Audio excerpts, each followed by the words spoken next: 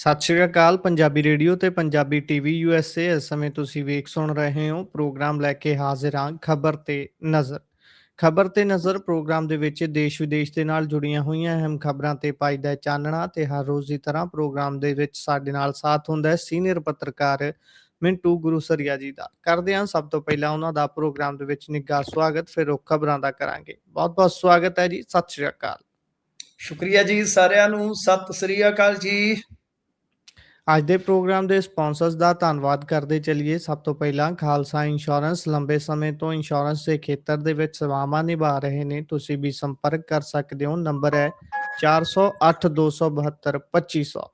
ਟਿਰਕਿਆਣਾ immigration ਲਾ firm. ਜੇ ਟਿਰਕਿਆਣਾ ਹੋਣਾ ਨਾਲ ਸੰਪਰਕ ਕਰ ਸਕਦੇ ਹੋ ਕਿਸੇ ਵੀ ਤਰ੍ਹਾਂ ਦੀ ਇਮੀਗ੍ਰੇਸ਼ਨ ਦੇ ਬਾਬਤ ਸਲਾਹ ਮਸ਼ਵਰਾ ਕਰਨ ਦੇ ਲਈ। Krishan Dhanota Yuba City, Baljinder Singh Nijjar Woodland, GN lube ਵਾਲੇ ਟਰੱਕ ਵਾਸ਼ ਕਰਦੇ ਨੇ, ਆਇਲ ਚੇਂਜ ਕਰਦੇ ਨੇ, 에ਅਰ ਬ੍ਰੇਕਸ ਦਾ ਕੰਮ ਤੁਸੀਂ ਇਹਨਾਂ ਦੇ ਕੋਲੋਂ ਕਰਵਾ ਸਕਦੇ ਹੋ। ਨਵੇਂ ਪੁਰਾਣੇ ਟਾਇਰ ਵੀ ਖਰੀਦ ਸਕਦੇ ਹੋ। ਲੋਕੇਸ਼ਨ ਸੈਂਟਾਨੇਲਾ ਦੀ ਹੈ। ਨਿੰਮਾ ਸਹੂਤਾ ਹੋਣਾ ਦਾ ਨੰਬਰ ਹੈ 209 277 0113। Jaswinder Singh Nagra, Roseville Avtar Singh Sangha Yuba City, Baldev Singh Kang Yuba City. ਬਹੁਤ ਬਹੁਤ ਧੰਨਵਾਦ ਹੈ ਸਾਰੇ ਸਪਾਂਸਰਸ ਦਾ। ਰੁੱਖ ਹੁਣ ਖਬਰਾਂ ਦਾ ਕਰਦੇ ਹਾਂ। ਖਬਰਾਂ ਵੱਲ ਆਈਏ ਤਾਂ ਮਿੰਟੂ ਜੀ ਪਾਇਓ ਚਾਨਣਾ। ਆਖਿਰਕਾਰ ਕੁਝ ਦਿਨ ਪਹਿਲਾਂ ਮੈਂ ਤੁਹਾਡੀ ਫੇਸਬੁੱਕ ਵਾਲ ਤੇ ਦੇਖ ਰਿਹਾ ਸੀ ਕਿ ਤੁਸੀਂ SIR ਨੂੰ ਲੈ ਕੇ ਚਿੰਤਾਵਾਂ ਜਤਾ ਰਹੇ ਸੀ। ਹੁਣ ਉਹੀ ਕੁਝ ਸੱਚਾ ਹੁੰਦਾ ਜਾਪ ਰਿਹਾ ਹੈ। ਪੰਜਾਬ ਦੇ ਵਿੱਚ SIR ਦਾ ਪਹਿਲਾ ਕੰਪਲੀਟ ਆંકੜਾ ਸਾਹਮਣੇ ਆਇਆ ਹੈ ਤੇ ਕੱਲਾ ਆંકੜਾ ਨਹੀਂ ਸਾਹਮਣੇ ਆਇਆ, ਕੁਝ ਚਿੰਤਾਵਾਂ ਵੀ ਨੇ ਨਾਲ। ਪਾਇਓ ਚਾਨਣਾ। ਬਿਲਕੁਲ ਗੁਰਪ੍ਰੀਤ, ਆਂਦੇ ਹੁੰਦੇ ਆ ਨਾ, ਘਰ ਦੇ ਭਾਗ ਡੇੜੀਆਂ ਦਿਸ ਪੈਂਦੇ ਆ। ਤੇ ਮੈਪਿੰਗ ਦੇ ਵਿੱਚ ਕਿਤੇ ਨਾ ਕਿਤੇ ਸੰਕੇਤ ਮਿਲ ਰਹੇ ਸਨ, ਕਿਤੇ ਨਾ ਜੀ ਕਿਤੇ ਸੰਕੇਤ ਮਿਲ ਰਹੇ ਸਨ। ਤੋਂ ਲਿਹਾਜ਼ਾ ਪਹਿਲਾ ਅੰਕੜਾ ਆ ਗਿਆ ਹੈ SIR ਦਾ। ਇਹ ਹਰ NRI ਨੂੰ, ਹਰ ਪੰਜਾਬੀ ਨੂੰ ਮੇਰੇ ਖਿਆਲ ਦੇ ਨਾਲ ਧਿਆਨ ਦੇ ਕੇ ਸੁਣ ਲੈਣਾ ਚਾਹੀਦਾ। ਦੇਖੋ, ਇਹ ਅੰਕੜਾ ਹੈ। ਪਹਿਲੀ ਗੱਲ, ਇਹਦੇ ਵਿੱਚ ਨੋਟੇਬਲ ਚੀਜ਼ ਜਿਹੜੀ ਹੋਏਗੀ ਕਿ ਇਹ ਫਾਈਨਲ ਨਹੀਂ ਹੈ। ਜੀ ਸੈਕਿੰਡ, ਕੌਣ ਜਾ ਰਿਹਾ ਹੈ, ਕੌਣ ਜੁੜ ਰਿਹਾ ਹੈ, ਹਾਲੇ ਤੈਅ ਨਹੀਂ ਹੈ। ਜੀ ਹਾਲੇ ਤੈਅ ਨਹੀਂ ਹੈ। ਮੈਂ ਸਿਰਫ ਲੁਧਿਆਣਾ ਦੇ ਸੰਦਰਭ 'ਚ ਕਿਹਾ ਸੀਗਾ ਕਿ ਉੱਥੇ ਪ੍ਰਵਾਸੀਆਂ ਦੀ ਬਹੁਤ ਵੱਡੀ ਭੀੜ ਹੋਣ ਕਰਕੇ ਲੁਧਿਆਣਾ ਟੌਪ ਤੇ ਰਹੇਗਾ। ਤਾਂ ਉਹ ਮੇਰੀ ਗੱਲ ਸੱਚੀ ਹੋਈ। ਮੈਂ 13 ਜੂਨ ਨੂੰ ਲਿਖਿਆ ਸੀ ਇਹਦੇ ਤੇ। ਜੀ ਕਿਉਂ?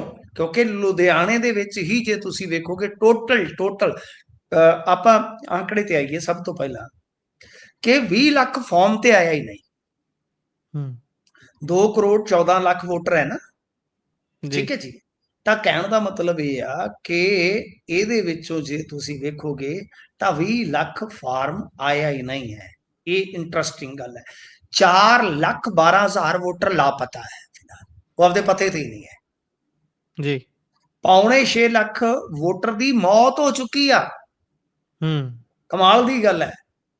ਤਾਂ ਕਰੀਬ 1.25 ਲੱਖ ਡਬਲ ਵੋਟਿੰਗ ਨਿਕਲੀ ਹੈ ਪੰਜਾਬ ਚੋਂ। 1.25 ਲੱਖ। ਇਹਦੇ ਵਿੱਚ ਪੰਜਾਬੀ ਵੀ ਹੈ। ਡਬਲ ਵੋਟਿੰਗ ਤੇ ਪੰਜਾਬੀਆਂ ਦੀ ਹੈਗੀ ਹੈ, ਇਹਦੇ ਚ ਕੋਈ ਸ਼ੱਕ ਨਹੀਂ, ਕੋਈ ਦੋ ਰਾਏ ਨਹੀਂ ਕਿ ਪੁੱਤਰ ਤੂੰ ਪੇਕੇ ਵੀ ਰੱਖ ਲੈ, ਸਹੁਰੇ ਵੀ ਜਾ ਕੇ ਵੋਟ ਬਣਾ ਲਾ। ਇਧਰੋਂ ਚਾਚਾ ਖਲੋਤਾ ਉਹਨੂੰ ਪਾ ਜਾਏ, ਉੱਥੇ ਪਾਪਾ ਖਲੋਤਾ ਯਾਨੀ ਸਹੁਰਾ ਖਲੋਤਾ ਉੱਥੇ ਪਾ ਦੇ। ਆ ਵੀ ਆਪਾਂ ਕੀਤਾ। ਕੋਈ ਬੰਦਾ ਇੱਕ ਥਾਂ ਤੋਂ ਗਿਆ ਦੂਜੀ ਥਾਂ ਤੇ ਵੀ ਬਣਵਾ ਲਈ, ਉਹਨੇ ਉੱਥੇ ਵੋਟ ਨਹੀਂ ਕਟਵਾਈ। ਤਾਂ ਗੱਲ ਇਹ ਆ, ਇਹਨਾਂ ਨੇ ਵੈਸੇ ਅੰਕੜਾ ਦੱਸਿਆ ਹੈ 2 ਕਰੋੜ 61 ਲੱਖ ਦਾ, ਜਿਹੜੇ ਇਨੂਮਰੇਸ਼ਨ ਫਾਰਮ BL ਨੂੰ ਵੰਡੇ ਆ। ਤੇ ਕਹਿੰਦੇ ਕਿ 2.41 ਕਰੋੜ ਦੇ ਕਰੀਬ ਫਾਰਮ ਜਿਹੜੇ ਆ ਵਾਪਸ ਆਏ ਆ। ਪਰ ਪਹਿਲਾਂ ਵੋਟਰਾਂ ਦੀ ਗਿਣਤੀ 2 ਕਰੋੜ 14 ਲੱਖ ਦੱਸੀ ਦੀ ਸੀਗੀ। ਖੈਰ, ਤਾਂ ਜੇ ਇਹਨੂੰ ਪਰਸੈਂਟੇਜ ਦੇ ਲਿਹਾਜ਼ ਨਾਲ ਲੈ ਲਈਏ ਤਾਂ 90.37% ਫਾਰਮ ਵਾਪਸ ਆਏ ਆ। 20 ਲੱਖ ਫਾਰਮ ਪਰਤੇ ਹੀ ਨਾ। 4,12,715 ਵੋਟਰ ਟਰੇਸ ਹੀ ਨਹੀਂ ਹੈ। 5,74,000 voters dead. 1,19,145 voter double voter. ਜਿਵੇਂ ਡਬਲ ਸਿਟੀਜ਼ਨ ਮਿਲ ਜਾਂਦੀ ਹੈ ਨਾ ਆਪਣੇ ਇਧਰ ਅਮਰੀਕਾ ਵਾਲੇ ਕਈ ਭਰਾਵਾਂ ਕੋਲ, ਕੈਨੇਡਾ ਵੀ ਤੇ ਅਮਰੀਕਾ ਵੀ। ਜੀ ਡਰਾਈਵਰ ਆਵੇ ਅਮਰੀਕਾ ਵਾਲਿਆ, ਤੇਰੀ ਕਿੱਥੇ ਜਾਂਦੀ ਹੈ ਤਨਖਾਹ? ਤਾਂ ਡਰਾਈਵਰ ਆ, ਡਰਾਲੇ ਵਾਲਿਆ। ਤਾਂ ਗੱਲ ਅਸਲ ਦੇ ਵਿੱਚ ਇਹ ਆ ਕਿ ਤਕਰੀਬਨ ਜੇ ਆਪਾਂ ਵੇਖੀਏ ਕੁੱਲ ਮਿਲਾ ਕੇ ਤਾਂ ਬਹੁਤ ਵੱਡਾ ਅੰਕੜਾ ਬਣ ਜਾਂਦਾ ਹੈ, ਬਹੁਤ ਵੱਡਾ ਬਿਲਕੁਲ ਅੰਕੜਾ ਬਣ ਜਾਂਦਾ ਹੈ। ਹੁਣ ਜੇ ਇਸ ਤੇ ਗੱਲ ਕਰੀਏ ਤਾਂ 16 ਅਗਸਤ ਨੂੰ ਕਹਿੰਦੇ ਕਿ ਬੂਥ ਲੈਵਲ ਦੇ ਕੈਂਪ ਲੱਗਣਗੇ। ਡਰਾਫਟ ਵੋਟਰ ਸੂਚੀ ਸਾਰੀਆਂ ਪੋਲੀਟੀਕਲ ਪਾਰਟੀਆਂ ਨੂੰ ਦੇ ਦਿੱਤੀ ਜਾਏਗੀ। ਸੀਓ ਦਫ਼ਤਰ ਤੋਂ ਸਾਰੀਆਂ ਪਾਰਟੀਆਂ ਦੀ ਵੋਟਰ ਲਿਸਟ ਜਿਹੜੀ ਹੈ ਉਹ ਪ੍ਰਾਪਤ ਕੀਤੀ ਜਾ ਸਕਦੀ ਹੈ। ਜੋ ਜੀ ਲੋਕ ਦਫ਼ਤਰ ਨਹੀਂ ਆ ਸਕਦੇ 16 ਅਗਸਤ ਨੂੰ ਬੂਥ ਲੈਵਲ ਤੇ ਕੈਂਪ ਲਾ ਦਿੱਤੇ ਜਾਣ। ਅਨਮੈਪਡ ਵੋਟਰਾਂ ਨੂੰ ਘਬਰਾਉਣ ਦੀ ਕਹਿੰਦੇ ਕਿ ਜ਼ਰੂਰਤ ਨਹੀਂ ਹੈ। ਸੀਓ ਦੀ CEO ਇਹਦੀ ਵੈਬਸਾਈਟ ਤੇ ਜਾ ਕੇ ਤੁਸੀਂ ਦੇਖ ਸਕਦੇ ਹੋ। ਜੇ ਕੋਈ ਅਨਮੈਪਡ ਰਹਿ ਗਿਆ ਹੈ ਤਾਂ ਉਹ ਹਾਲੇ ਵੀ ਦਸਤਾਵੇਜ਼ ਦੇ ਸਕਦਾ ਹੈ। ਦਸਤਾਵੇਜ਼ ਕੀ ਚਾਹੀਦੇ ਆ ਉਹ ਆਪਾਂ ਬਾਤ ਤਫਸੀਲ ਦੱਸ ਚੁੱਕੇ ਹਾਂ। ਤੇ ਇਸ ਤੋਂ ਇਲਾਵਾ ਕਹਿੰਦੇ ਕਿ ਬਿਨਾਂ ਦਸਤਾਵੇਜ਼ ਦੇ ਵੀ ਨਾਮ ਸ਼ਾਮਲ ਹੋ ਸਕਦਾ ਹੈ। ਆਨੰਦਿਤਾ ਮਿੱਤਰਾ ਨੇ ਕਿਹਾ ਕਿ ਅਗਰ ਕੋਈ ਦਸਤਾਵੇਜ਼ ਨਹੀਂ ਆਏ ਤਾਂ ERO ਨੋਟਿੰਗ ਕਰਕੇ ਉਸ ਤੋਂ ਬਾਅਦ ਉਸ ਦੀ ਵੈਰੀਫਿਕੇਸ਼ਨ ਕਰ ਸਕਦਾ ਹੈ। ਅਗਰ ਕਿਸੇ ਦੇ ਕੋਲ ਕੋਈ ਵੀ ਦਸਤਾਵੇਜ਼ ਨਹੀਂ ਹੈ ਤਾਂ ਉਹ ਵੀ ਵੈਰੀਫਾਈ ਕੀਤੇ ਜਾ ਸਕਦੇ, ਉਹਨਾਂ ਦਾ ਨਾਮ ਵੀ ਸ਼ਾਮਲ ਕੀਤਾ ਜਾ ਸਕਦਾ। ਕਿ ਨਾ ਕਿਵੇਂ ਹੋਏਗਾ ਇਹ ਤਾਂ ਹੁਣ ਬਰੀਕੀ ਦੇ ਨਾਲ ਸਮਝਣਾ ਪਵੇਗਾ। ਖੈਰ ਗੱਲ ਇਹ ਆ ਕਿ 5 ਪੁਆਇੰਟ ਇਹਨਾਂ ਨੇ ਦੱਸੇ ਆ ਕਿ ਕਿਵੇਂ ਗਾਂ ਕੀ ਹੋਣਾ ਹੈ। ਡਾਕੂਮੈਂਟ ਜਾਂਚ ਤੇ ਡਰਾਫਟਿੰਗ ਲਿਸਟ ਦੀ ਤਿਆਰੀ ਹੈ। 3 ਅਗਸਤ ਨੂੰ ਫਾਰਮ ਜਮ੍ਹਾਂ ਕਰਾਉਣ ਦਾ ਸਮਾਂ ਜਿਹੜਾ ਬੀਤ ਚੁੱਕਾ ਤੇ ਯਾਨੀ 13 ਅਗਸਤ ਨੂੰ ਰਾਜ ਭਰ ਦੇ ਵਿੱਚ ਡਰਾਫਟ ਆ ਜਾਏਗਾ, ਯਾਨੀ ਵੋਟਰ ਸੂਚੀਆਂ ਦਾ। ਦਾਅਵੇ ਤੇ ਐਤਰਾਜ਼ ਦੀ ਜਿਹੜੀ ਮਿਆਦ ਆ ਉਹ 1 ਮਹੀਨੇ ਦਾ ਸਮਾਂ ਉਹਦੇ ਵਿੱਚ ਹੋਏਗਾ ਅੱਗੇ ਜਾ ਕੇ। ਤੀਜਾ ਪੁਆਇੰਟ ਹੋ ਗਿਆ। ਚੌਥੇ ਪੜਾਅ ਤੇ ਆ ਜਾਓ ਕਿ ਇੱਥੇ ਤੁਹਾਡੇ ਇਤਰਾਜ਼ ਤੇ ਦਾਅਵੇ ਜਿਹੜੇ ਆ ਪ੍ਰਾਪਤ ਕੀਤੇ ਜਾਣਗੇ। ERO ਸਾਰੇ ਜਿਹੜੇ ਦਾਅਵੇ ਤੇ ਇਤਰਾਜ਼ ਪ੍ਰਾਪਤ ਕਰਕੇ ਨਿਬੇੜਾ ਕਰੇਗਾ ਤੇ ਅੰਤਲੀ ਵੋਟਰ ਸੂਚੀ 12 ਅਕਤੂਬਰ ਨੂੰ ਆ ਜਾਏਗੀ, ਨਸ਼ਰ ਹੋ ਜਾਏਗੀ। ਉੱਥੇ ਪਤਾ ਲੱਗ ਜਾਏਗਾ ਕਿ ਭਾਈ ਟੋਟਲ ਕਿੰਨੇ ਬਚਦੇ ਆ। ਤੇ ਉੱਥੇ ਆਪਾਂ ਨੂੰ ਹੁਣ ਇਹਨਾਂ ਵੋਟਰ ਲਿਸਟਾਂ ਚੋਂ ਖਰੜੇ ਚੋਂ ਫਾਈਨਲ ਵੋਟਰ ਸੂਚੀ ਚੋਂ ਪਤਾ ਲੱਗਣਾ ਗੁਰਪ੍ਰੀਤ ਕੱਟੇ। ਹੁਣ ਇਹ ਤੇ ਸਾਫ਼ ਆ। ਜੇ ਲੁਧਿਆਣੇ ਦਾ ਅੰਕੜਾ ਦੇਖੀਏ, ਲੁਧਿਆਣੇ ਦਾ ਅੰਕੜਾ ਮੈਂ ਅੱਜ ਦੱਸਿਆ ਸੀਗਾ, ਮੈਂ ਆਪਦੇ ਫੇਸਬੁੱਕ ਪੇਜ ਤੇ ਬਾਅਦ ਤਫਸੀਲ ਪਾਇਆ ਹੋਇਆ, ਜੇ ਕਿਸੇ ਨੇ ਪੜ੍ਹਨਾ ਹੈ ਤਾਂ ਜਾ ਕੇ ਪੜ੍ਹ ਸਕਦਾ ਹੈ। ਤਾਂ ਲੁਧਿਆਣੇ ਦੇ ਵਿੱਚ ਬਹੁਤ ਵੱਡੀ ਗਿਣਤੀ 'ਚ ਵੋਟਰ ਜਿਹੜਾ ਹੈ ਉਹ ਨਹੀਂ ਪਰਤਿਆ, ਉਹ ਨਹੀਂ ਲੱਭ ਰਿਹਾ। ਇਹ ਸੱਚ ਹੈ, ਫੈਕਟ ਆ। ਪਰੰਤੂ ਹੁਣ ਅੰਤ 'ਚ ਆਪਾਂ ਨੂੰ ਪਤਾ ਲੱਗੇਗਾ ਕਿ ਪੰਜਾਬੀਆਂ ਦੀ ਕਿੰਨੀ ਕੁ ਵੋਟ ਕੱਟੀ ਗਈ ਆ। ਜਾਇਜ਼ ਕਿੰਨੇ ਕੁ ਦਾਅਵੇ ਆਉਂਦੇ ਆ, ਨਜਾਇਜ਼ ਕਿੰਨੇ ਕੁ ਆਉਂਦੇ ਆ, ਮਤਲਬ ਕਿ ਇਹ ਸਾਰਾ ਕੁਝ ਆਪਾਂ ਨੂੰ ਪਤਾ ਲੱਗੇਗਾ। ਤਾਂ 4,17,000 ਵੋਟਰ ਦੇ ਫਾਰਮ ਵਾਪਸ ਨਹੀਂ ਆਏ ਲੁਧਿਆਣੇ 'ਚ। ਇਹ ਗੁਰਪ੍ਰੀਤ ਬਹੁਤ ਵੱਡਾ ਅੰਕੜਾ ਹੈ। ਯਾਨੀ 26 ਲੱਖ ਵੋਟਰ ਦੇ ਵਿੱਚੋਂ ਤੁਸੀਂ ਹਿਸਾਬ ਲਾ ਲਓ, ਮਤਲਬ ਕਿ 15.5% ਤੇ ਵੋਟਰ ਹੀ ਗਾਇਬ ਹੋ ਗਿਆ। ਇਹੀ ਨਹੀਂ, 2.61 ਲੱਖ ਵੋਟਰ ਦਾ ਰਿਕਾਰਡ ਸ਼ੱਕੀ ਹੈ, ਡਾਊਟਫੁਲ ਹੈ। 15,000 ਦੇ ਕਰੀਬ ਡੈਡ ਕੇਸ ਨੇ, ਤੁਸੀਂ ਹਿਸਾਬ ਲਾ ਲਓ। ਜਾਂ ਦੋਹਰੀ ਵੋਟ ਦਾ ਮਾਮਲਾ ਹੋ ਗਿਆ ਤੇ ਜਾਂ ਫਿਰ ਦੂਜੀ ਥਾਂ ਤੇ ਵਸ ਗਿਆ।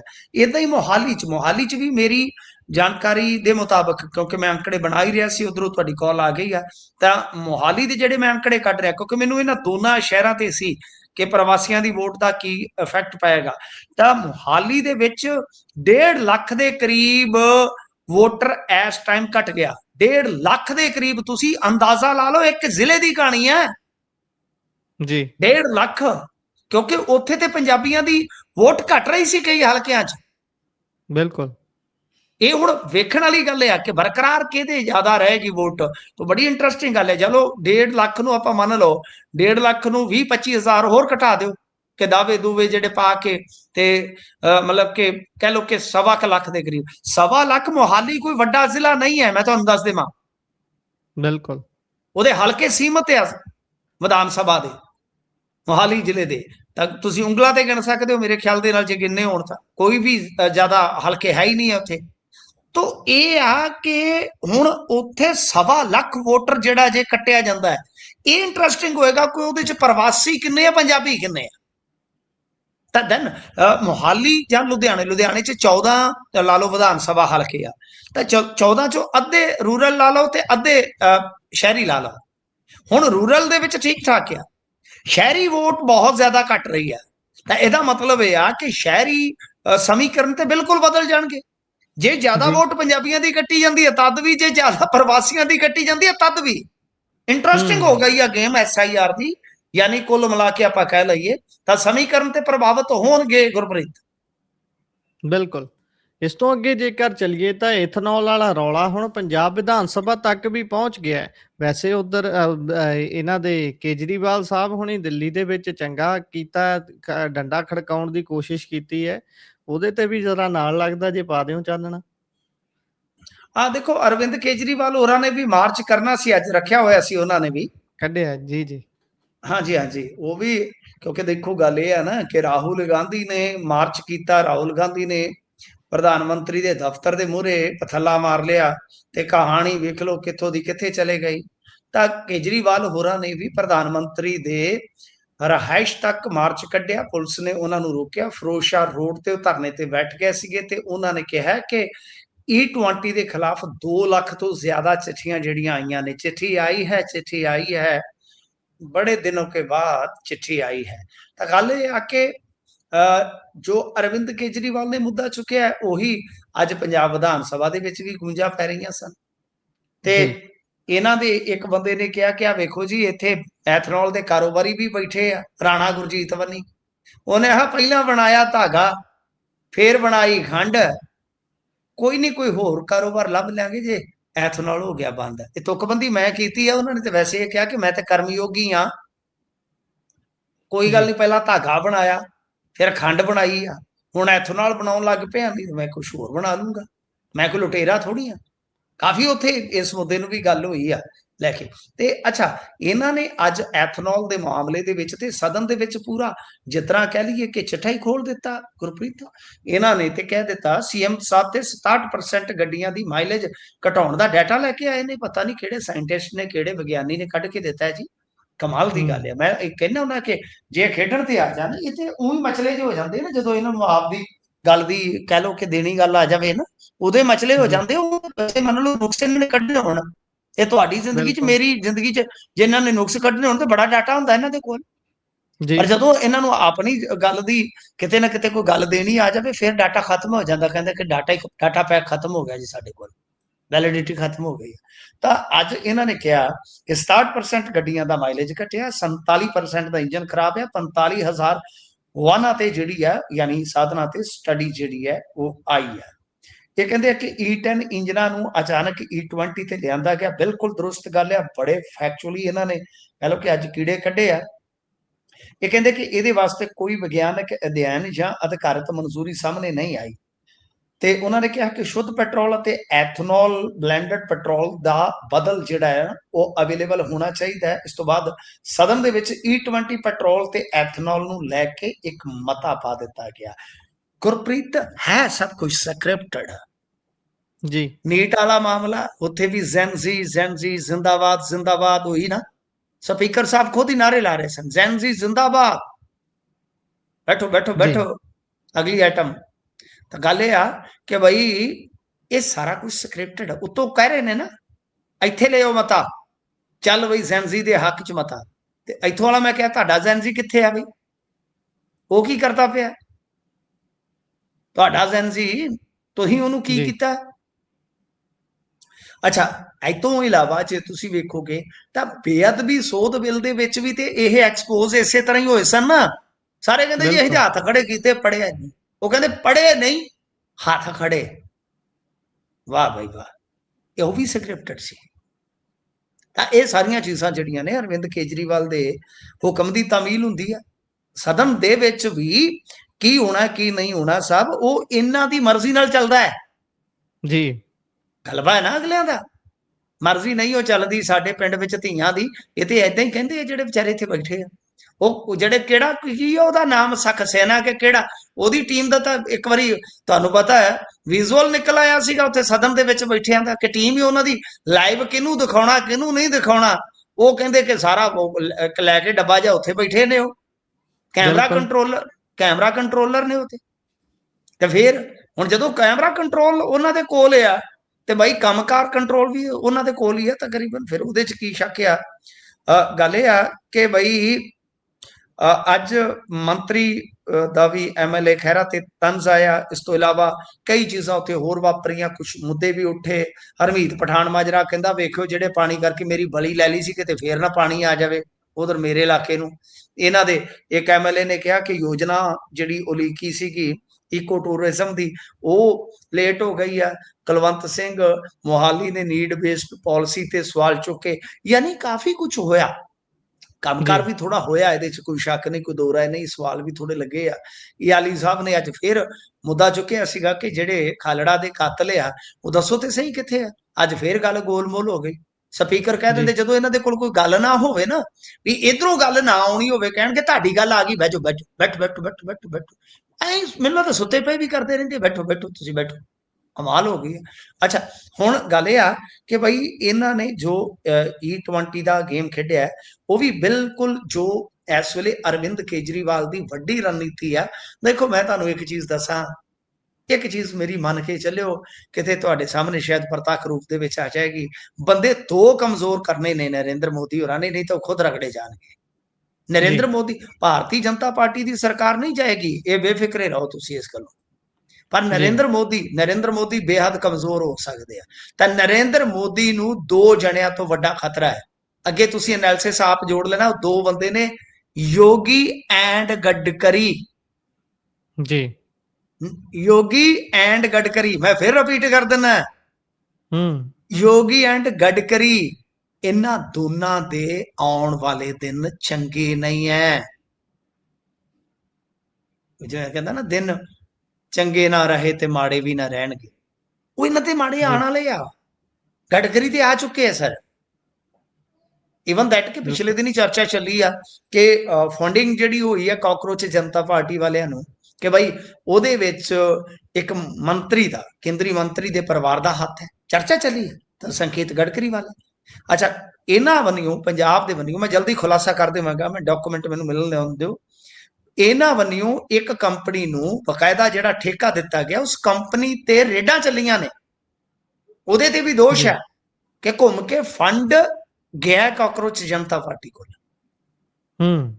ਮਤਲਬ ਪੰਜਾਬ ਸਰਕਾਰ ਦੇ ਲਿਹਾਜ਼ ਨਾਲ ਗੱਲ ਕਰ ਰਿਹਾ ਮੈਂ, ਇੰਨੀ ਕੋ ਗੱਲ ਖੋਲ ਦਿੰਦਾ, ਰਿਵੀਲ ਕਰ ਦਿੰਦਾ। ਜੇ ਡਾਕੂਮੈਂਟ ਮੈਨੂੰ ਪੂਰੇ ਮਿਲ ਗਏ ਤਾਂ ਮੈਂ ਤੁਹਾਨੂੰ ਉਸ ਕੰਪਨੀ ਦਾ ਨਾਂ ਨਸ਼ਰ ਕਰਨ ਲੱਗਿਆ, ਇੱਕ ਬਿੰਦ ਨਹੀਂ ਲਾਉਣਾ, ਮਿੰਟ ਨਹੀਂ ਲਾਉਣਾ।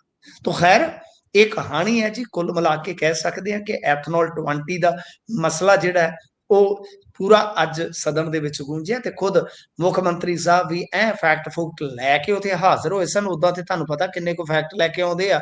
ਅੱਜ ਉਤੋਂ ਸੰਦੇਸ਼ਾਂ ਦੇ ਪੈਕਟ ਆਏ ਹੋਣਗੇ ਕਿ ਜਾਓ ਜਾ ਕੇ ਬੋਲੋ, ਤੇ ਅੱਜ ਵੇਖੋ ਸਾਰੇ ਫੈਕਟ ਕਲੀਅਰ ਕਰਤੇ ਨੇ ਉਹਨਾਂ ਨੇ ਜੀ। ਬਿਲਕੁਲ। ਇਸ ਤੋਂ ਅੱਗੇ ਚਲੀਏ ਤਾਂ ਜਥੇਦਾਰ ਸਾਹਿਬ ਨੇ ਸਪੀਕਰ ਦੇ ਦਿੱਤੇ ਗਏ ਬਿਆਨ ਦੇ ਉੱਪਰ ਰੋਹ ਜ਼ਾਹਿਰ ਕੀਤਾ ਹੈ। ਦੇਖੋ ਕੱਲ ਕੀ ਹੋਇਆ ਸੀਗਾ, ਤੁਹਾਨੂੰ ਯਾਦ ਹੋਣਾ, ਪ੍ਰਤਾਪ ਸਿੰਘ ਬਾਜਵਾ ਹੋਰਾਂ ਨੇ ਸਪੀਕਰ ਨੂੰ ਕਿਹਾ ਸੀਗਾ ਕਿ ਤੁਸੀਂ ਪਹਿਲਾਂ ਤੇ ਸੰਦੇਸ਼ ਸਾਨੂੰ ਦਿਓ ਬਾਈ, ਸਾਡਾ ਮਾਰਗਦਰਸ਼ਨ ਕਰੋ ਕਿ ਕੀ ਕਰੀਏ। ਮੁੱਖ ਮੰਤਰੀ ਨੂੰ ਤੇ ਪੰਥ ਦੋਖੀ ਕਿਹਾ ਗਿਆ, ਹੁਣ ਅਸੀਂ ਕੀ ਕਰੀਏ, ਸਾਡਾ ਮਾਰਗਦਰਸ਼ਨ ਤੁਸੀਂ ਕਰੋ। ਤਾਂ ਉਹਨਾਂ ਨੇ ਕੀ ਕਿਹਾ ਸੀਗਾ, ਉਹਨਾਂ ਨੇ ਕਿਹਾ ਸੀਗਾ ਜੀ ਸੰਗਤ ਗੁਰੂ ਤੋਂ ਉੱਤੇ ਹੁੰਦੀ ਆ। ਮਤਲਬ ਹੁਣ ਸੰਗਤ ਦੀ ਪਰਿਭਾਸ਼ਾ ਉੱਤੇ ਉਹ ਹੀ ਤੈਅ ਕਰ ਸਕਦੇ, ਮੈਂ ਤੇ ਇਸ ਮੁੱਦੇ ਤੇ ਨਹੀਂ ਕੋਈ ਜ਼ਿਆਦਾ ਗੱਲ ਕਰ ਸਕਦਾ। ਤੇ ਅੱਜ ਅਕਾਲ ਤਖਤ ਸਾਹਿਬ ਤੋਂ ਜਿਹੜਾ ਸ਼ੁਰੂ ਹੋਇਆ ਮੀਰੀ ਪੀਰੀ ਖਾਲਸਾ ਮਾਰਚ, ਜਦੋਂ ਬਠਿੰਡਾ ਦੇ ਇਤਿਹਾਸਕ ਗੁਰਦੁਆਰਾ ਹਾਜੀ ਰਤਨ ਸਾਹਿਬ ਦੇ ਵਿੱਚ ਆਇਆ, ਤਾਂ ਉੱਥੇ ਇਹਨਾਂ ਨੇ ਯਾਨੀ ਸਪੀਕਰ ਕੁਲਤਾਰ ਸਿੰਘ ਸੰਧਵਾਂ ਦੇ ਜੋ ਵੱਲੋਂ ਸ਼ਬਦ ਸੰਗਤ ਇਸਤੇਮਾਲ ਕੀਤਾ ਗਿਆ, ਉਹਦੇ ਤੇ ਉਹਨਾਂ ਨੇ ਆਪਣੀ ਰਾਏ ਪ੍ਰਗਟਾਈ। ਉਹਨਾਂ ਨੇ ਕਿਹਾ ਕਿ ਪੰਜਾਬ ਦੇ ਵਿੱਚ ਨਸ਼ਾ, ਖਾਸ ਤੌਰ ਤੇ ਸਿੰਥੈਟਿਕ ਡਰੱਗਸ, ਇੱਕ ਗੰਭੀਰ ਸਮੱਸਿਆ ਬਣ ਚੁੱਕਿਆ, ਤੇ ਨਾਲ ਉਹਨਾਂ ਨੇ ਦੋਸ਼ ਲਾਇਆ ਕਿ ਸਰਕਾਰ ਇਸ ਸਮੱਸਿਆ ਨੂੰ ਖਤਮ ਕਰਨ ਦੀ ਆਪਣੀ ਜ਼ਿੰਮੇਵਾਰੀ ਤੋਂ ਭੱਜ ਰਹੀ ਹੈ, ਫੇਲ ਰਹੀ ਹੈ। ਤੇ ਉਹਨਾਂ ਨੇ ਕਿਹਾ ਕਿ ਨਾਲ ਗੁਰੂ ਕੀ ਸੰਗਤ ਸ਼ਬਦ ਦੇ ਇਸਤੇਮਾਲ ਤੇ ਸਾਨੂੰ ਵੀ ਮਤਲਬ ਕਿ ਇਤਰਾਜ਼ ਹੈ। ਸੰਗਤ ਸ਼ਬਦ ਦਾ ਕੇਵਲ ਪ੍ਰਯੋਗ ਉੱਥੇ ਕੀਤਾ ਜਾ ਸਕਦਾ ਹੈ ਜਿੱਥੇ ਗੁਰੂ ਖੁਦ ਮੌਜੂਦ ਹੋਵੇ। ਉਹਨਾਂ ਦੇ ਅਨੁਸਾਰ ਵਿਧਾਨ ਸਭਾ ਦੇ ਵਿੱਚ ਪਾਰਟੀਆਂ ਦੇ ਸਮਰਥਕ ਸੰਗਤ ਨਹੀਂ ਹੋ ਸਕਦੇ। ਲਓ ਇਹ ਵੀ ਕਲੀਅਰ ਹੋ ਗਿਆ, ਹੋ ਗਈ ਨਾ, ਕਿ ਆਮ ਭੀੜ ਨੂੰ ਤੁਸੀਂ ਸੰਗਤ ਨਹੀਂ ਕਹਿ ਸਕਦੇ। ਤੁਹਾਡੀ ਅਗਵਾਈ ਗੁਰੂ ਸਾਹਿਬ ਕਰ ਰਹੇ ਆ ਤਾਂ ਫੇਰ ਠੀਕ ਆ ਭਾਈ, ਇਹ ਬੜਾ ਮਾਜ਼ਰਾ, ਇਹ ਵੀ ਇੱਕ ਕਸੂਤਾ ਜਿਹਾ ਬਣ ਗਿਆ। ਉਦਾਂ ਤੇ ਅੱਛਾ, ਜਿਹੜੇ ਤੁਹਾਨੂੰ ਪਤਾ ਹੀ ਆ ਕੁਲਤਾਰ ਸਿੰਘ ਸੰਧਵਾਂ, ਉਹ ਚਲੋ ਹੈ ਵੀ ਨੇ ਗੁਰਸਿੱਖ ਨੇ, ਤੇ ਆਪਣੇ ਆਪ ਨੂੰ ਬਹੁਤ ਹੀ ਤੁਹਾਨੂੰ ਪਤਾ ਗੁਰੂ ਦਾ ਮਤਲਬ ਕਿ ਮੁਰੀਦ, ਗੁਰੂ ਦਾ ਸੇਵਕ, ਅਦਨਾ ਬਹੁਤ ਦਿਖਾਉਂਦੇ ਆ ਭਾਈ। ਉੱਥੇ ਕੀ ਕਰਦੇ ਆ ਅੱਜ ਵੀ ਤੁਸੀਂ ਵੇਖੋ, ਯਾਲੀ ਸਾਹਿਬ ਨੂੰ ਬੋਲਣ ਨਹੀਂ ਦਿੱਤਾ, ਖਹਿਰਾ ਸਾਹਿਬ ਨੂੰ ਤੇ ਇਹਨਾਂ ਬੋਲਣ ਦਿੱਤਾ ਹੀ ਨਹੀਂ ਹੈ। ਜੀ ਆਪਦੇ ਬੰਦਿਆਂ ਨੂੰ ਕਿਵੇਂ ਕਹਿ ਦਿੰਦੇ ਆ, ਗੁਰਲਾਲ ਘਨੌਰ ਨੂੰ ਉਹ ਹੀ ਕਹੀ ਜਾਂਦੇ ਆ, ਕਿਸੇ ਨੂੰ ਕਹਿ ਦਿੰਦੇ ਤੇਰੀ ਨਾ ਸ਼ਰਟ ਬੜੀ ਫੱਬਦੀ, ਬੜਾ ਸੋਹਣਾ ਲੱਗਦਾ ਤੂੰ। ਲੈ ਬੰਦਾ ਪੁੱਛੇ ਦੱਸੋ ਇਸ ਉਮਰ ਚ ਆਪਾਂ ਨੂੰ ਸੋਹਣੇ ਲੱਗਣ ਨੂੰ ਕੀ ਲੱਗਾ ਦੱਸੋ। ਕਦੇ ਕਿਸੇ ਨੂੰ ਕਹਿ ਦਿੰਦੇ ਅੱਜ ਪੱਗ ਦਾ ਰੰਗ ਬੜਾ ਵਧੀਆ, ਵਾਹ ਵਾਹ ਵਾਹ। ਦੂਜੇ ਨੂੰ ਬੋਲਣ ਹੀ ਨਹੀਂ ਦਿੰਦੇ ਕਈ ਵਾਰ। ਕੈਮਰਾ ਕਿਸੇ ਦਾ ਕਿੱਧਰ ਨੂੰ, ਕਿਸੇ ਦਾ ਕਿੱਧਰ ਨੂੰ। ਤਾਂ ਗੱਲ ਇਹ ਆ ਕਿ ਭਾਈ ਜਦੋਂ ਵਾਰੀ ਆਈ ਇੱਕ ਬਹੁਤ ਵੱਡਾ ਫੈਸਲਾ ਲੈਣ ਦੀ, ਤਾਂ ਉਦੋਂ ਇਹਨਾਂ ਨੇ ਆਹ ਗੱਲ ਕਰ ਦਿੱਤੀ, ਆਖੇ ਜੀ ਸੰਗਤ ਗੁਰੂ ਤੋਂ ਵੱਡੀ ਹੁੰਦੀ ਹੈ। ਹੁਣ ਸੰਗਤ ਦੀ ਵਿਆਖਿਆ ਤੇ ਤੁਹਾਨੂੰ ਸੱਦ ਲਿਆ ਜੇ ਜਥੇਦਾਰ ਸਾਹਿਬ ਨੇ ਕਿ ਤੁਸੀਂ ਸਪੀਕਰ ਦੀ ਗੱਦੀ ਤੇ ਬੈਠ ਕੇ ਸੰਗਤ ਸ਼ਬਦ ਦੀ ਵਿਆਖਿਆ ਹੀ ਗਲਤ ਕਰ ਦਿੱਤੀ, ਤੇ ਇਹਨਾਂ ਦੇ ਪੱਲੇ ਕੁਝ ਨਹੀਂ ਰਹਿਣਾ, ਫੇਰ ਉੱਥੇ ਢੋਲ ਆ ਕੇ ਕੰਧ ਨਾਲ ਬੈਠੇ ਹੋਣਗੇ। ਗੱਲ ਇਹ ਆ ਕਿ ਇਹ ਫਸ ਗਏ ਸੀ ਉੱਥੇ, ਬਹੁਤ ਵੱਡਾ ਫੈਸਲਾ ਇਹਨਾਂ ਨੂੰ ਲੈਣਾ ਪੈਣਾ ਸੀਗਾ, ਪਰ ਇਹਨਾਂ ਨੇ ਉੱਥੇ ਗੱਲ ਗੋਲ ਕਰ ਦਿੱਤੀ। ਤੁਹਾਨੂੰ ਪਤਾ ਹੀ ਆ ਖਾਲੜਾ ਸਾਹਿਬ ਦੇ ਮਾਮਲੇ 'ਚ ਵੀ ਤੇ ਗੱਲ ਗੋਲ ਕੀਤੀ ਹੈ ਨਾ ਇਹਨਾਂ ਨੇ, ਬਿਲਕੁਲ ਇਹ ਤੇ ਦੱਸਿਆ ਹੀ ਨਹੀਂ। ਮੈਂ ਤਾਂ ਅੱਜ ਲਿਖਿਆ ਕਿ ਚੀਮਾ ਸਾਹਿਬ ਵਰਗਾ ਬੰਦਾ ਮੰਤਰੀ ਪਦ ਦੇ, ਮੰਤਰੀ ਅਹੁਦੇ ਦੇ ਕਾਬਲ ਹੀ ਨਹੀਂ। ਉਹ ਜੱਡ ਨਾ ਅਹਿਲ ਨਲਾਇਕ ਕਿਸਮ ਦਾ ਇਹ ਮੰਤਰੀ ਹੈ, ਜਿਹਨੂੰ ਨਾ ਇਤਿਹਾਸ ਦਾ ਪਤਾ ਨਾ ਵਰਤਮਾਨ ਦਾ ਪਤਾ, ਉੱਡ ਕੇ ਪੈ ਜਾਂਦਾ ਪੰਜਾਬ ਨੂੰ ਆਹ ਹੋ ਗਿਆ, ਫਲਾਣੇ ਨੂੰ ਆਹ ਹੈਗਾ। ਇਹ ਕੀ ਆ ਬਈ? ਗੱਲ ਪੁੱਛੀ ਹੈ ਯਾਲੀ ਨੇ ਕਿ ਬੰਦੇ ਕਿੱਥੇ ਨੇ ਯਾਰ, ਕਾਤਲ ਕਿੱਥੇ ਨੇ? ਜਿਹੜੇ ਭਾਈ ਖਾਲੜਾ ਦੇ ਕਾਤਲ ਨੇ ਉਹ ਕਿੱਥੇ ਨੇ? ਕੀ ਬੋਲ ਰਿਹਾ? ਕਾਂਗਰਸ ਦੇ ਰਾਜ ਚ ਹੋਇਆ, ਅਕਾਲੀਆਂ ਨੇ ਮੈਨੀਫੈਸਟੋ ਚ ਲਿਖਿਆ, ਤੂੰ ਵੀ ਉਹਦਾ ਹਿੱਸਾ ਸੀ, ਹੁਣ ਰੋਟੀਆਂ ਸੇਕ ਰਹੇ ਲੋ। ਤੁਹਾਡੇ ਕੰਮ ਦਾ ਕੀ ਸਵਾਲ ਹੈ ਬਈ? ਤੁਹਾਡੇ ਕੰਮ ਦਾ ਸਵਾਲ ਤੇ ਹੈ ਕਿ ਤੁਸੀਂ ਕਹੋ ਕਿ ਹਾਂ ਭਾਈ ਉਹ ਬੰਦੇ ਆਈਐਸ ਪ੍ਰੋਸੀਜਰ ਦੇ ਥਰੂ ਛੁੱਟੇ ਆ। ਅੱਜ ਕੱਲ ਉਹ ਇੰਡੀਆ 'ਚ ਨੇ ਜਾਂ ਕਿਤੇ ਬਾਹਰ ਨੇ, ਸੇਫਟੀ ਜਾਂ ਉਹਨਾਂ ਦੀ ਪ੍ਰਾਈਵੇਸੀ ਦੇ ਚਲਦੇ ਅਸੀਂ ਨਾ ਜਗ੍ਹਾ ਦਾ ਨਹੀਂ ਦੱਸ ਸਕਦੇ, ਪਰ ਇੱਥੇ ਨੇ ਉਹ। ਕੀ ਫਰਕ ਪੈਂਦਾ? ਅੱਜ ਦੂਜੇ ਦਿਨ ਵੀ ਇਹਨਾਂ ਨੇ ਗੱਲ ਗੋਲ ਕਰ ਦਿੱਤੀ, ਮਤਲਬ ਕਿ ਸੰਵੇਦਨਸ਼ੀਲ ਮੁੱਦਿਆਂ ਤੇ, ਔਰ ਖਾਸ ਤੌਰ ਤੇ ਸਿੱਖਾਂ ਨਾਲ ਜੁੜੇ ਮੁੱਦਿਆਂ ਤੇ ਤਾਂ ਇਹ ਭੱਜ ਜਾਂਦੇ ਨੇ, ਬਿਲਕੁਲ ਉੱਥੋਂ ਨਿਕਲ ਜਾਂਦੇ ਨੇ ਬਹਿ ਕੇ। ਅੱਜ ਵੀ ਅਲੀ ਸਾਹਿਬ ਨੇ ਬੰਦੀ ਸਿੰਘਾਂ ਦੀ ਗੱਲ ਕੀਤੀ ਆ, ਉੱਥੇ ਅਮਰਤਪਾਲ ਸਿੰਘ ਦੀ ਗੱਲ ਕੀਤੀ ਆ, ਕੋਈ ਜਵਾਬ ਹੀ ਨਹੀਂ ਹੁੰਦਾ ਇਹਨਾਂ ਦੇ ਕੋਲ ਕਿਸੇ ਕਿਸਮ ਦਾ। ਬਿਲਕੁਲ। ਉਧਰ ਪੰਜਾਬ ਉਦਯੋਗ ਭਵਨ ਦੇ ਵਿੱਚ ਈਡੀ ਦੀ ਰੇਡ ਵੱਜੀ ਹੈ, ਇਹ ਜੇਲ੍ਹ 'ਚ ਬੈਠੇ ਜਨਾਬ ਨੇ ਜਿਹੜੇ, ਉਹਨਾਂ ਦੇ ਕਰਕੇ ਵੱਜੀ ਹੈ। ਹਾਂ, ਉਦਯੋਗ ਮੰਤਰਾਲਾ ਉਹਨਾਂ ਦੇ ਕੋਲ ਸੀ। ਓਬਵੀਅਸ ਹੈ ਕਿ ਤਾਰਾਂ ਜੋੜ ਸਕਦੇ ਹੋ ਤੁਸੀਂ, ਜੋੜ ਸਕਦੇ, ਇਹਦੇ 'ਚ ਕੋਈ ਸ਼ੱਕ ਨਹੀਂ ਹੈ, ਕਿਉਂਕਿ ਉਦਯੋਗ ਮੰਤਰਾਲਾ ਉਹਨਾਂ ਦੇ ਕੋਲ ਸੀਗਾ। ਤਾਂ ਇਹਦੇ ਬਾਰੇ ਪ੍ਰਤਾਪ ਸਿੰਘ ਬਾਜਵਾ ਵੀ ਅੱਜ ਬੋਲ ਰਹੇ ਸਨ ਕਿ ਈਡੀ ਰੇਡ ਦਾ ਜਵਾਬ ਸੀਐਮ ਭਗਵੰਤ ਮਾਨ ਨੂੰ ਹੁਣ ਦੇਣਾ ਚਾਹੀਦਾ, ਕਿਉਂਕਿ ਤੁਹਾਡੇ ਭਵਨ ਦੇ ਵਿੱਚ, ਵੈਸੇ ਤਾਂ ਵਿਜੀਲੈਂਸ ਭਵਨ 'ਚ ਜਦੋਂ ਵੱਜ ਗਈ ਰੇਡ, ਪਿੱਛੇ ਦੱਸ ਕੀ ਬਚਦਾ? ਅੱਧੀ ਕਿੱਕ ਤੇ ਸਟਾਰਟ ਮੇਰਾ ਯਮਾ, ਤੇ ਪਿੱਛੇ ਦੱਸ ਕੀ ਰਹਿ ਗਿਆ? ਹੋਰ ਦੱਸ ਕੀ ਭਾਲਦੀ ਤੇ ਪਿੱਛੇ ਕੀ ਰਹਿ ਗਿਆ ਬਾਈ? ਤੇ ਦੱਸਦੇ ਆ ਕਿ ਸਵੇਰੇ ਈਡੀ ਦੀਆਂ ਟੀਮਾਂ ਜਿਹੜੀਆਂ ਮੌਕੇ ਤੇ ਪਹੁੰਚੀਆਂ ਸੀਗੀਆਂ, ਤਾਂ ਉੱਥੇ ਫਾਈਲਾਂ ਵਗੈਰਾ ਖੰਗਾਲੀਆਂ ਗਈਆਂ ਨੇ। ਦੇਖੋ ਰਿਕਾਰਡ ਲੱਭਦੇ ਹੋਣੇ ਆ, ਕਿਉਂਕਿ ਦੇਖੋ ਮੰਤਰੀ ਨੇ ਬੜਾ ਫਾਸਟ ਕੰਮ ਕੀਤਾ ਹੈ ਨਾ, ਤੁਹਾਨੂੰ ਪਤਾ ਹੀ ਆ। ਫਰਜੀ ਬਿੱਲ ਬਣਾ ਕੇ, ਇਨਵੌਇਸ ਬਣਾ ਕੇ, ਤੇ 103 ਕਰੋੜ ਦਾ ਕਥਿਤ ਘੁਟਾਲਾ ਮੰਤਰੀ ਦੇ ਨਾਂ ਲੱਗਦਾ ਹੈ ਨਾ। ਤੋ ਇਹ ਉਦਯੋਗ ਮੰਤਰਾਲੇ ਦੇ ਕੋਲੇ ਮਾਰਨੀਆਂ ਰੇਡਾਂ, ਈਡੀ ਫਾਈਲਾਂ ਫੁੱਲਾਂ ਬਣਾ ਰਹੀ ਆ। ਕਹਿੰਦੇ ਹੋਣੇ ਕਿ ਇੱਕ ਤੇ ਬੈਠਾ ਉਹਦੇ ਨਾਲ ਕੋਈ ਜੋੜੀਦਾਰ ਹੋਰ ਘੱਲ ਦਈਏ, ਦੋ ਹੋ ਜਾਣਗੇ, ਗੱਲਾਂ ਬਾਤਾਂ ਟਾਈਮ ਚ ਸੋਹਣਾ ਲੰਘ ਜਾਂਦਾ। ਤੇ ਦੋ ਹੋਰ ਘੱਲ ਤੇ ਚਲੋ ਕੋਈ ਤਾਸ਼ ਦੀ ਨਾਲ ਕੋਈ ਦੇ ਆਉਂਦਾ, ਉੱਥੇ ਤਾਸ਼ ਹੀ 4 ਜਣੇ ਖੇਡ ਲੈਂਦੇ, ਭਾਬੀ ਖੇਡ ਲੈਂਦੇ ਆ ਬੈਠ ਕੇ, ਹੋਰ ਨਹੀਂ ਤੇ ਬੈਠ ਕੇ ਮਰਵਾਈ ਜਾਣਗੇ ਭਾਬੀ ਬਣਾ ਕੇ, ਚੱਲ ਮਾਰ ਬੈਠਕਾਂ। ਤਾਂ ਗੱਲ ਇਹ ਆ ਕਿ ਇਹਨਾਂ ਨੇ ਫਾਈਲਾਂ ਦੇ ਸੈੱਟ ਕਰ ਲੈਣੇ ਤਿਆਰ। ਮੈਂ ਤੁਹਾਨੂੰ ਦੱਸਿਆ ਕੋਡ ਆਫ ਕੰਡਕਟ ਲੱਗਣ ਦੇ, ਉਹ ਗਿੱਧਾ ਵੇਖਿਓ ਕਿਵੇਂ ਪੈਂਦਾ ਸੀ, ਦੇ ਗੇੜਾ, ਹਨਾ, ਗਿੱਧਾ ਜ਼ੋਰਾਂ ਤੇ ਦੇ ਗੇੜਾ, ਸ਼ੌਂਕ ਦਾ ਨਨਾਨੇ ਗੋਰੀਏ, ਤੇ ਏਦਾਂ ਗੇੜੇ ਹੀ ਹੋਣੇ ਆ ਸਰ। ਤੇ ਉੱਥੇ ਗੇੜਾ ਸ਼ੌਂਕ ਦਾ ਨਨਾਨੇ, ਇੱਕ ਗੇੜੇ ਨੂੰ ਗੀਤ ਬਣ ਗਿਆ। ਇੱਥੇ ਤੁਸੀਂ ਦੇਖੋ ਕਿੰਨੇ ਗੇੜੇ ਵਿਖਾਉਂਦੇ ਆ। ਕੋਡ ਆਫ ਕੰਡਕਟ ਲੱਗ ਲੈਂਦੇ, ਉਹਨਾਂ ਨੇ ਸਾਰੀ ਮਸ਼ੀਨਰੀ ਆਪਦੇ ਹੱਥ 'ਚ ਕਰ ਲੈਣੀ ਆ। ਇਹ ਹੱਥ 'ਚ ਆਪਦੀ ਮਸ਼ੀਨਰੀ ਕਰਨਗੇ, ਇਹਨਾਂ ਦੀਆਂ ਚੱਪਲਾਂ ਇਹਨਾਂ ਦੇ ਹੱਥ 'ਚ ਆ ਜਾਣੀਆਂ। ਫਿਲਮ ਦਾ ਨਾਂ ਸੀ ਭਾਗ ਮਿਲਖਾ ਭਾਗ, ਇਹ ਭਾਗਮ ਭਾਗ ਆ ਇੱਕ ਫਿਲਮ ਸੀ, ਉਹ ਭਾਗਮ ਭਾਗ ਵਾਲਾ ਕੰਮ ਚੱਲਣਾ। ਭਜਾਈ ਚੱਲ ਘੋੜਾ ਕਿਤੇ ਤੇ ਪਿੰਡ ਆਊਗਾ, ਦੱਬੀ ਜਾਣਾ ਇਹਨਾਂ ਨੇ ਜੀ। ਇਸ ਤੋਂ ਅੱਗੇ ਚੱਲੀਏ ਤਾਂ ਉਧਰ ਡੀਏ ਤੋਂ ਬਾਅਦ ਹਾਈ ਕੋਰਟ ਦਾ ਸਰਕਾਰ ਨੂੰ ਇੱਕ ਹੋਰ ਝਟਕਾ ਜੀ, ਅੱਜ ਦਿਨ ਝਟਕੇ ਖਾ ਰਹੇ ਨੇ। ਹਾਂ ਜੀ, ਗੱਲ ਇਹ ਹੈ ਕਿ ਝਟਕੇ ਖਾ ਕੇ 4.5 ਸਾਲਾਂ ਦੇ ਵਿੱਚ ਇਹਨਾਂ ਨੂੰ ਇੱਕੋ ਤਜਰਬਾ ਹੋਇਆ ਕਿ ਕੋਈ ਗੱਲ ਨਹੀਂ, ਝਟਕਾ ਖਾ ਕੇ ਵੀ ਤੁਸੀਂ ਜੇ ਢੀਠ ਬਣ ਕੇ ਤੁਰੇ ਚੱਲੋ ਤੇ ਰਾਜਨੀਤੀ ਸੋਹਣੀ ਨੇ ਵਧੀਆ। ਵੇਖੋ ਅੱਜ ਦਾਵਾ ਕੀਤਾ ਗਿਆ ਜੋ recognised and affiliated school association ਦੇ ਹੈਡ ਨੇ, ਉਹਨਾਂ ਨੇ ਕਿਹਾ ਕਿ ਜਿਹੜਾ ਇਹਨਾਂ ਨੇ ਫੈਸਲਾ ਲਿਆ ਸੀਗਾ ਨਾ ਗੁਰਪ੍ਰੀਤ, ਕੇ 3 ਸਾਲਾਂ 'ਚ 15% ਤੋਂ ਵੱਧ ਜਿਨ੍ਹਾਂ ਨੇ ਫੀਸ ਵਸੂਲੀ ਆ ਉਹਨਾਂ ਸਕੂਲਾਂ ਤੋਂ ਫੀਸ ਵਾਪਸ ਲਈ ਜਾਊਗੀ। ਉਹ ਕਹਿੰਦੇ ਜੀ ਕਿ ਕੋਰਟ ਨੇ ਤੇ ਉਹਨੂੰ ਸਟੇ ਕਰ ਦਿੱਤਾ ਉਸ ਫੈਸਲੇ ਨੂੰ।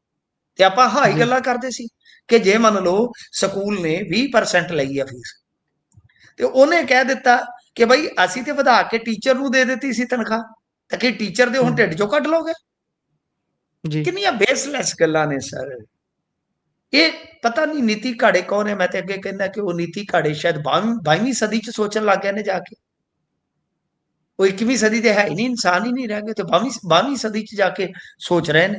ਤਾਂ ਗੱਲ ਇਹ ਆ ਕਿ ਬਈ ਇਹਨਾਂ ਨੇ ਡੀਏ ਵਾਲੇ ਮਾਮਲੇ ਦੀ ਵੀ ਅੱਜ ਪ੍ਰੈਸ ਕਾਨਫਰੰਸ ਕੀਤੀ ਆ। ਤੁਸੀਂ ਅੱਜ ਦੇਖੋ ਇਹ ਕੀ ਕਹਿ ਰਹੇ ਸੀਗੇ, ਕਹਿੰਦੇ ਜੀ ਕਿ ਜੋ ਬਹਿਸ ਹੋਈ ਉਹਦੇ ਅਨੁਸਾਰ ਫੈਸਲਾ ਹੀ ਨਹੀਂ ਦਿੱਤਾ ਕੋਰਟ ਨੇ।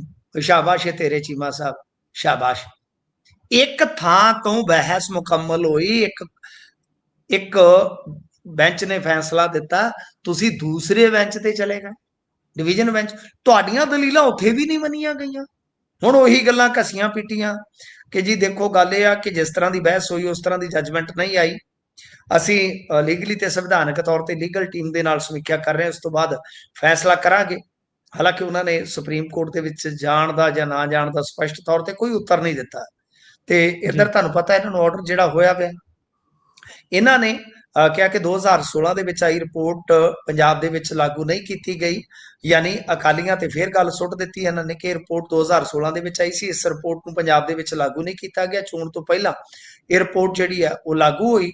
ਠੀਕ ਹੈ ਜੀ। ਉਹ ਕਹਿੰਦੇ ਕਿ ਡੀਏ ਦਾ ਬਕਾਇਆ ਜਿਹੜਾ ਸੀਗਾ 1 ਜਨਵਰੀ 2016 ਤੋਂ ਲੈ ਕੇ 21 ਤੱਕ ਇਹ ਫਰੀਜ਼ ਕਰ ਦਿੱਤਾ ਗਿਆ ਤੇ ਉਦੋਂ ਮਤਲਬ ਕਿ ਰਿਲੀਜ਼ ਨਹੀਂ ਕੀਤਾ ਗਿਆ। ਇਸ ਤੋਂ ਬਾਅਦ ਪੰਜਾਬ ਦੇ ਵਿੱਚ ਬਕਾਏ ਦੀ ਰਾਸ਼ੀ 14,191 ਕਰੋੜ ਬਣਦੀ ਸੀ। ਬਕਾਇਆ ਅਕਾਲੀ ਦਲ ਭਾਜਪਾ ਗੱਠਜੋੜ ਦੀ ਸਰਕਾਰ ਦੇ ਸਮੇਂ ਸ਼ੁਰੂ ਹੋਇਆ ਤੇ ਕਾਂਗਰਸ ਨੇ ਵੀ 5 ਸਾਲ ਕੱਢ ਦਿੱਤੇ, ਕੋਈ ਰਕਮ ਨਹੀਂ ਦਿੱਤੀ। ਉਹ ਕਹਿੰਦੇ ਕਿ 85 ਤੋਂ ਵੱਡੀ ਉਮਰ ਦਾ ਬਕਾਇਆ ਅਸੀਂ ਦੇ ਚੁੱਕੇ। ਉਹਨਾਂ ਨੇ ਕਿਹਾ ਕਿ ਦੇਖੋ ਗੱਲ ਇਹ ਆ ਕਿ ਅਸੀਂ 24-25 ਦੇ ਵਿੱਚ 85 ਸਾਲ ਤੋਂ ਵੱਡੀ ਉਮਰ ਦੇ ਪੈਨਸ਼ਨਰਾਂ ਨੂੰ ਬਕਾਇਆ ਦੇ ਚੁੱਕੇ ਆ। ਇਹ ਇਹਨਾਂ ਨੇ ਮੰਨਿਆ ਕਿ ਅਸੀਂ ਬਕਾਇਆ ਦੇ ਚੁੱਕੇ। ਤੇ ਜੇ ਤੁਸੀਂ ਇਹ ਮੰਨਦੇ ਹੋ ਕਿ ਗਲਤ ਹੈ ਪੈਰਾਮੀਟਰ ਹੈ ਤਾਂ ਜਾਂ ਫਿਰ ਇਹ ਫੈਸਲਾ ਗਲਤ ਹੈ ਤੇ ਤੁਸੀਂ ਬਕਾਇਆ ਕਿਉਂ ਦੇਣੇ ਸ਼ੁਰੂ ਕੀਤੇ। ਠੀਕ ਹੈ ਨਾ ਜੀ। ਫਿਰ ਨਾਲ ਇਹਨਾਂ ਨੇ ਕਿਹਾ ਕਿ 26-27 ਦੇ ਵਿੱਚ ਅਸੀਂ ਪੈਨਸ਼ਨਰ ਤੇ ਮੁਲਾਜ਼ਮਾਂ ਨੂੰ ਅਪ੍ਰੈਲ 26 ਤੋਂ ਬਕਾਇਆ ਡੀਏ ਦੇਣਾ ਸ਼ੁਰੂ ਕੀਤਾ ਤੇ ਕਹਿੰਦੇ ਆ ਕਿ ਜੋ ਬਕਾਇਆ ਤਾਰਨ ਦਾ ਪਲਾਨ ਕੋਰਟ ਨੇ ਮਨਜ਼ੂਰ ਕੀਤਾ ਤੇ ਉਹਦੇ ਵਿੱਚ 14,191 ਕਰੋੜ ਦੇ ਵਿੱਚੋਂ ਕਰੀਬ 6,000 ਕਰੋੜ ਰੁਪਈਆ ਅਸੀਂ ਦੇ ਚੁੱਕੇ ਹਾਂ। ਬਕਾਇਆ ਅਮਾਉਂਟ ਦੇਣ ਦਾ ਪਲਾਨ ਹਾਈ ਕੋਰਟ ਨੂੰ ਦੇ ਚੁੱਕੇ ਆ ਤੇ ਉਹ ਕਹਿੰਦੇ ਕਿ ਅਸੀਂ ਕੇਂਦਰ ਤੋਂ ਜ਼ਿਆਦਾ ਸੈਲਰੀ ਦੇ ਰਹੇ ਹਾਂ। ਦੇਖੋ ਬਿਲਕੁਲ ਮੈਂ ਕਹੂੰਗਾ ਝੂਠ ਬੋਲ ਰਿਹਾ ਚੀਮਾ ਸਾਹਿਬ। ਮੈਂ ਤੁਹਾਨੂੰ ਨਾ ਇੱਕ ਫੈਕਟ ਦੇ ਨਾਲ ਕਹਾਣੀ ਨਿਬੇੜੂੰਗਾ। ਕਹਿੰਦੇ ਨਾ ਕੇਂਦਰ ਨਾਲੋਂ ਵੱਧ ਦੇ ਰਹੇ ਆ। ਤੁਸੀਂ ਮੇਰਾ ਫੈਕਟ ਨੋਟ ਕਰ ਲੈਣਾ ਜੀ। ਠੀਕ ਹੈ। ਤੁਹਾਨੂੰ ਕਿਤੇ ਵੀ ਲੋੜ ਪਵੇ ਤੇ ਕ੍ਰਾਸ ਵੈਰੀਫਾਈ ਕਰ ਲਈਓ, ਆਜ਼ਾਦ ਹੋ ਤੁਸੀਂ ਜੀ। ਕਲਰਕ ਦੀ ਗੱਲ ਕਰੀਏ, ਇਹ ਕਲਰਕ ਦੀ ਗੱਲ ਕਰਦੇ ਆ। ਹੁਣ ਤੁਸੀਂ ਇਹ ਦੇਖੋ ਕਿ ਬੇਸਿਕ ਪੇ ਜਿਹੜੀ ਕਹਿ ਲਓ ਸੈਂਟਰ ਦੇ ਕਲਰਕ ਦੀ ਹੈ 25,500, DA 15,300, house rent 7650, transport allowance 5760, total ਬਣਦਾ 54,210 salary of graduate clerk in centre. ਤੇ ਇਧਰ Punjab salary of graduate clerk Punjab government recruited after 17/7/20, this is after completing 3 ਸਾਲ of probation with a fixed pay of 19,990 rupees। Cheema ਸਾਹਿਬ ਇੰਨਾ ਝੂਠ ਬੋਲਦੇ ਆ ਕਿ ਇਹਨਾਂ ਦਾ ਉਹੀ ਕਲਰਕ 19,990 ਰੁਪਏ ਪ੍ਰਵੇਸ਼ਨ ਕੱਟ ਕੇ ਤੇ ਸੈਂਟਰ ਦਾ ਕਿੰਨਾ 54,210 ਰੁਪਏ। ਝੂਠ ਬੋਲਣ ਲੱਗਿਆ ਸਰ ਇਹਨਾਂ ਨੇ ਪਤਾ ਨਹੀਂ ਕੀ ਮਤਲਬ ਕਿ ਕਿਹੜਾ ਟੂਣਾ ਟੱਪਿਆ, ਪਰਵਾਹ ਹੀ ਨਹੀਂ ਕਰਦੇ।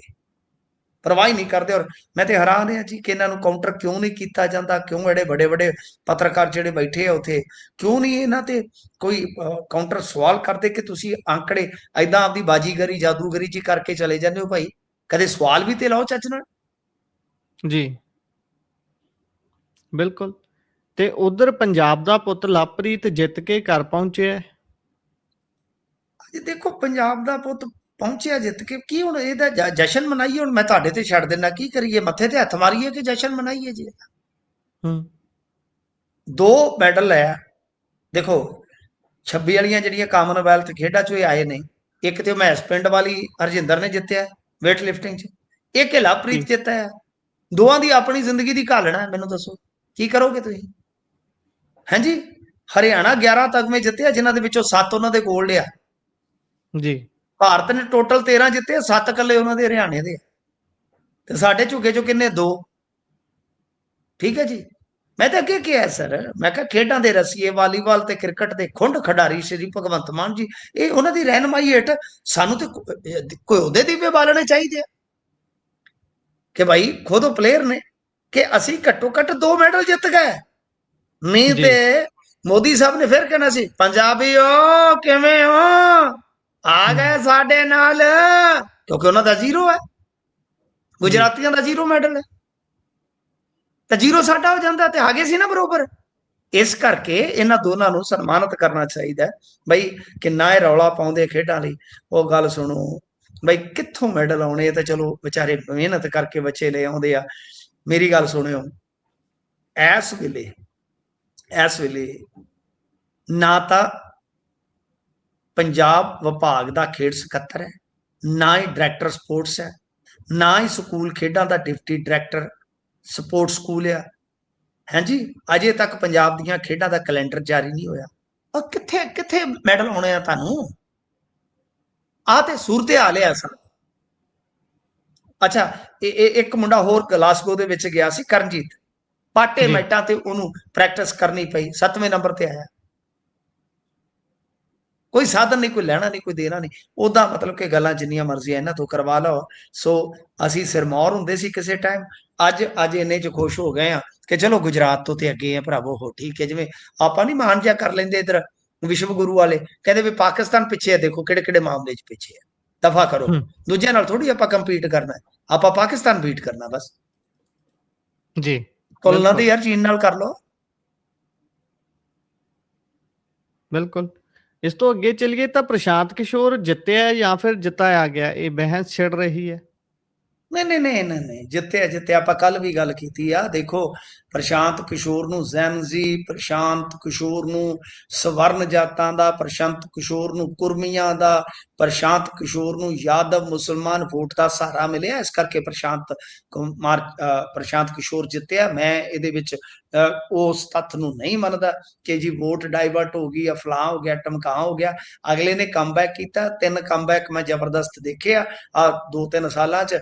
एक बॉबी दिओल का, एक विराट कोहली का, एक प्रशांत किशोर का। सो कमबैक कर गया जी।